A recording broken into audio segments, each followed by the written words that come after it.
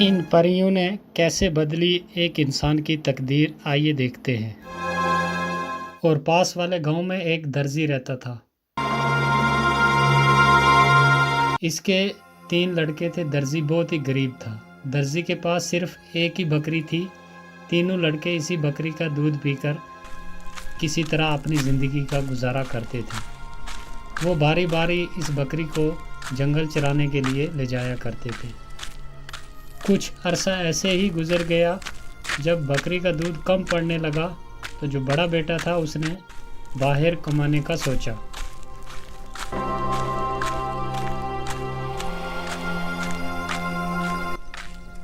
फिर वो बाहर कमाने के लिए चला जाता है। वो चलता रहा।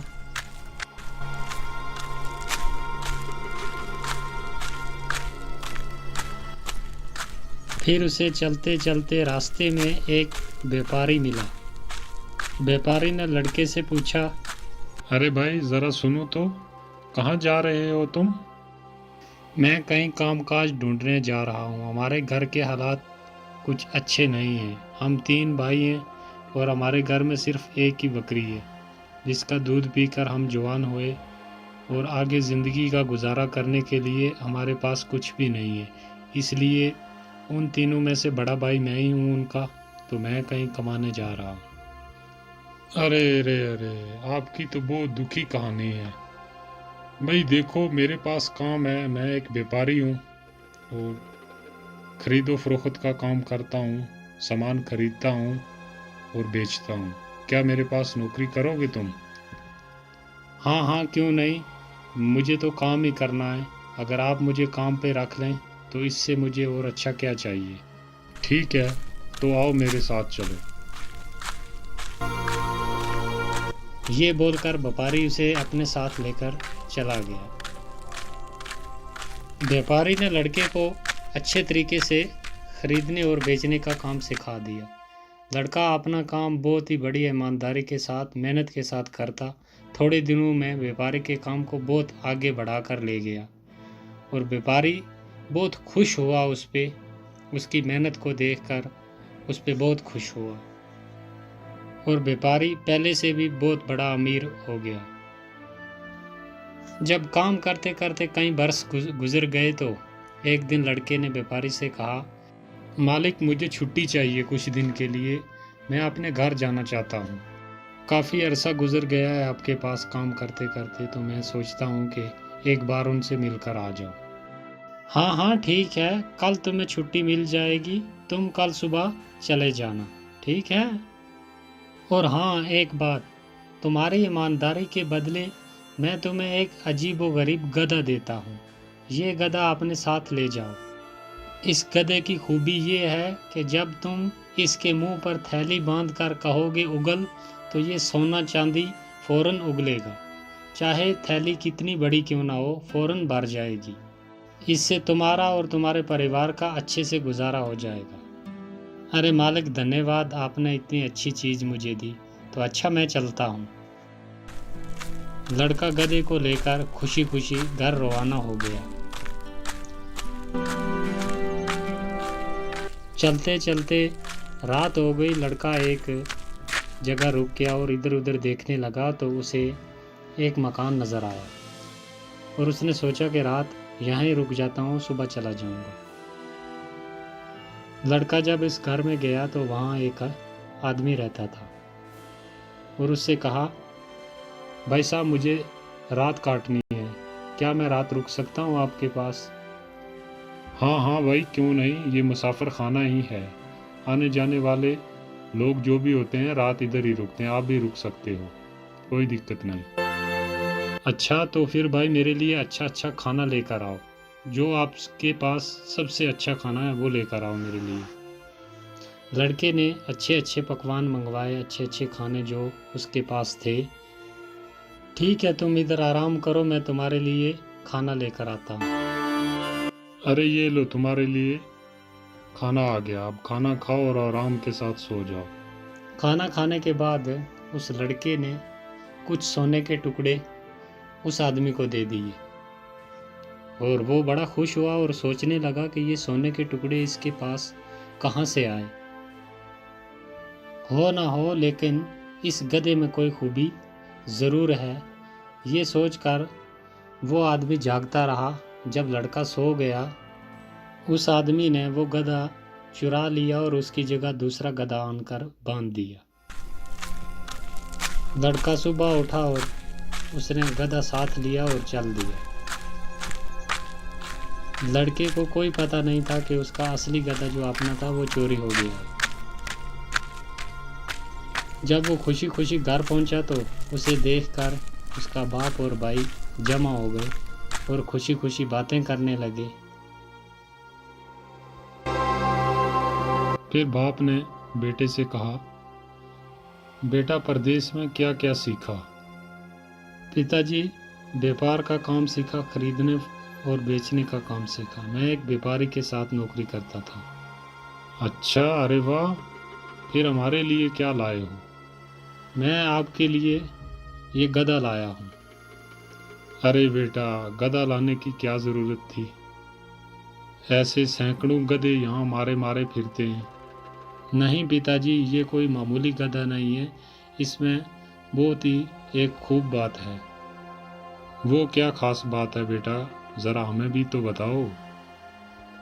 पिताजी, इसमें खास खूबी ये है कि इस गधे के मुंह पर अगर एक थैली बांध दो तो इसको बोलो उगल, तो ये फौरन सोना चांदी उगलता है, और थैली कितनी बड़ी हो फौरन भर जाती है। तो ये एक जादुई गधा है। जब ये बात बेटे ने बोली तो बाप उसकी तरफ बड़ा शक की नज़रों से देखता रहा और सोचता रहा कि ये क्या बोल रहा है, क्या ये सच हो सकता है।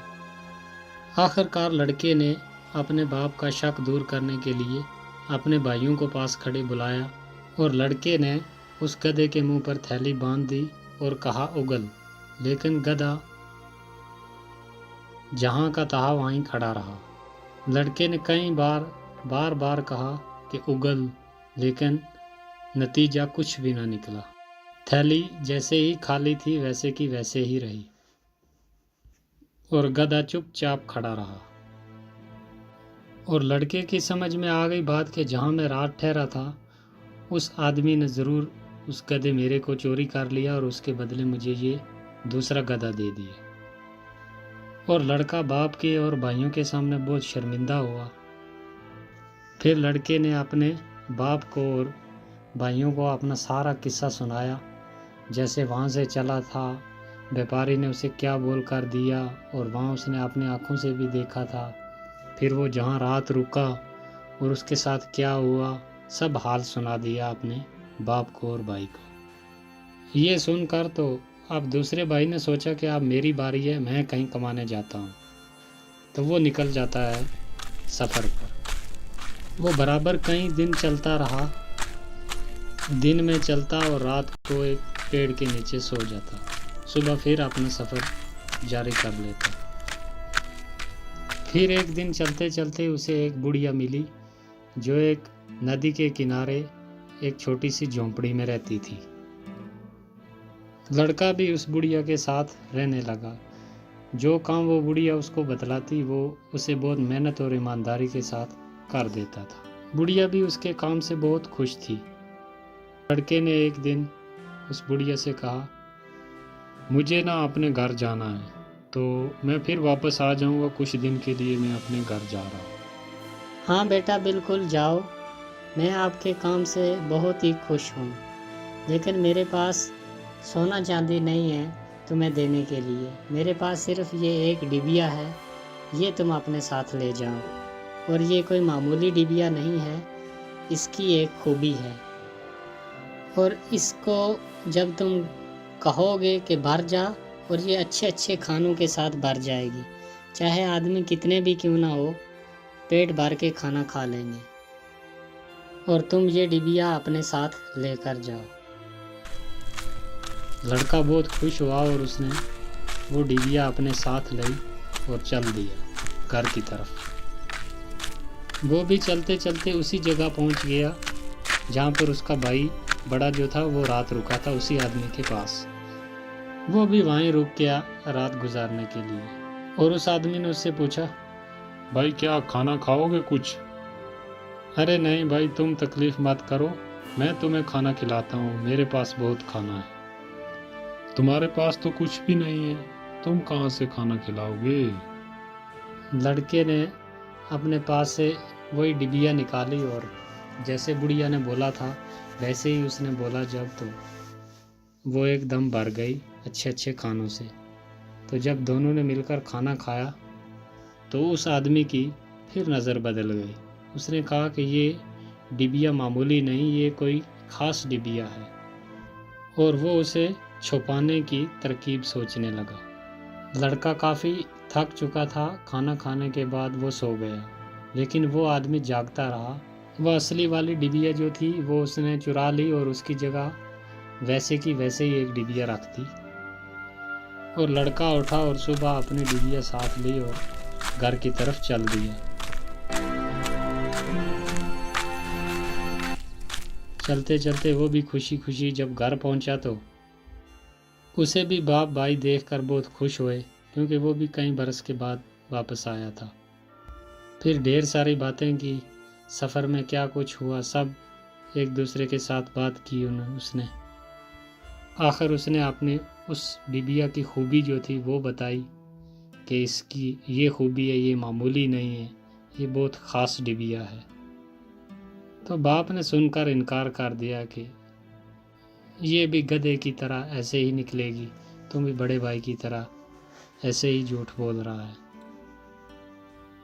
और फिर वही हुआ जो गधे के साथ हुआ था, क्योंकि गधा भी असली नहीं था और ये डिबिया भी असली नहीं थी। तो देखकर बहुत ही परेशान हुए वो, और उसने भी अपने भाइयों से और बाप से अपना सारा किस्सा कह सुनाया, जो उसके साथ रास्ते में हुआ, कैसे बुढ़िया ने दी रात, कहाँ रुका, तो सब हाल सुना दिया। फिर तीसरा भाई सफ़र पर निकला। अब कहानी का मोड़ आया असली। लड़का एक मैदान से गुजर रहा था। असल में ये मैदान परियों का था। रंग बिरंगे फूल चारों तरफ खिले हुए थे, हरी हरी घास सब्ज मखमल की तरह फैली हुई थी। बीच बीच में नदियां भी बह रही थी और हवा खुशबू में बसी हुई थी। लड़का थोड़ा आराम करने के लिए ठहर गया वहाँ पर। हवा की मस्त खुशबू ने आँखों में नींद भर दी और वो जल्दी एक फूल के नीचे सो गया। लड़का अभी सोया ही था कि नीलम परी जो उस फूल पर रहती थी वो उतरी और लड़के को हवा में उड़ा ले गई। दूसरे दिन लड़के ने अपने आप को बहुत ही घने जंगल के बीच पाया। वो कहाँ है या कैसे आया, अभी इन बातों को सोच ही रहा था कि सारा जंगल तरह तरह की आवाज़ों से गूंज उठा और देखते ही देखते एक लाल रंग की रोशनी पूरे जंगल पर फैल गई। और लड़का बहुत परेशान हुआ और बार बार सोचा, लेकिन उसे कुछ समझ ना आया। इतने में उसके कानों में एक बहुत जोरदार आवाज़ आई और फिर से सारा जंगल नीले रंग में रंग गया। उस आवाज़ को सुनकर लड़का घबरा गया और एक तरफ भागा। उसके भागने पर जंगल की सब परियां हंस पड़ी। दरअसल बात यह थी कि परियां लड़के के साथ खेल रही थीं। जब परियों का खेल खत्म हो गया तो नीलम परी उस लड़के के पास आई और लड़के को बोली, तुम हमारे मैदान में क्या कर रहे हो? मुझे नहीं मालूम था कि मैदान आपका है। यहाँ आना मना है क्या? अब दोबारा कभी भूल कर भी नहीं आऊँगा। क्यों, मैदान पसंद नहीं आया क्या? नहीं नहीं, वो बात नहीं। मैदान तो मुझे बहुत पसंद है, लेकिन जंगल मुझे पसंद नहीं। क्यों, डर लगता है जंगल में क्या? जी हाँ, बहुत डर लगता है। ओह, ये बात है। अच्छा, तो अपनी आंखें बंद करो कुछ देर के लिए। और इधर लड़के ने जैसे ही अपनी आंखें बंद करी, नीलम परी ने अपना आंचल लहराया और सारा जंगल जो था वो मैदान में तब्दील कर दिया। और लड़के ने आंखें खोली और उस मैदान को देखकर उसकी जान में जान आई। और फिर जब लड़के को थोड़ा होश आया तो फिर नीलम परी ने उससे पूछा, तुम कौन हो और कहाँ जा रहे हो? यहाँ तक कैसे पहुँचे? फिर लड़के ने सारा किस्सा सुना दिया कि हम ऐसे ऐसे 3 भाई हैं, उनके साथ ऐसे धोखा हुआ। पहले के साथ उसका गधा चोरी कर लिया, फिर दूसरे भाई की डिबिया चुरा ली, तो अब मैं वो वापस लेने जा रहा हूँ। परी ने ये सुनकर अपनी छड़ी हिलाई और वहाँ पर जिन को बुला लिया। क्या हुक्म है मेरी मलका? मैं हाजिर हूँ, आप हुक्म कीजिए, मेरे लिए क्या हुक्म है? फिर परी ने हुक्म दिया जिन को कि जाओ तुम एक आदमी के पास, उसने गधा चुरा लिया है, वो वापस लेकर आओ, और एक इस आदमी के भाई की एक डिबिया है, वो भी वापस लेकर जल्दी मेरे पास आओ। तो जिन हुक्म पाते ही वहाँ से उड़ गया। यहाँ कुछ ही देर गुजरी थी कि जिन वापस हाजिर हुआ। उसने वो गधा भी और वो डिबिया भी, दोनों चीज़ें वापस लेकर आ गया। परी ने लड़के को कहा कि ये अपना गधा और ये डिबिया भी ले जाओ, और मेरी तरफ से ये एक डंडा भी अपने साथ ले जाओ। और परी ने कहा कि जब कोई तुम्हारा दुश्मन आ गया तो इस डंडे को हुक्म देना, फिर ये डंडा उस आदमी की पीठ पर बहुत खूब नाच दिखाएगा, और इतना मारेगा ये डंडा उस आदमी को कि वो आदमी फौरन वहीं बेहोश हो जाएगा। लड़का अपनी सब चीज़ें साथ लेकर घर जाने के लिए जब तैयार हुआ तो नीलम परी ने जिन को हुक्म दिया कि इस लड़के को बाहिफाजत इसके अपने घर तक पहुंचा कर आओ, ये तुम्हारी जिम्मेदारी है। और जिन ने हुक्म सुनते ही सारा सामान उठाया और लड़के को अपने हाथ पर बिठाकर हवा में उड़ गया।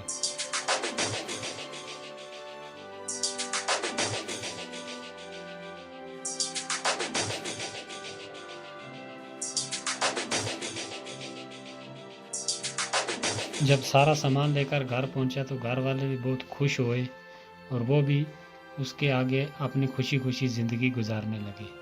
तो दोस्तों, कहानी अच्छी लगी तो वीडियो को लाइक करें और चैनल को एक बार ज़रूर सब्सक्राइब करें।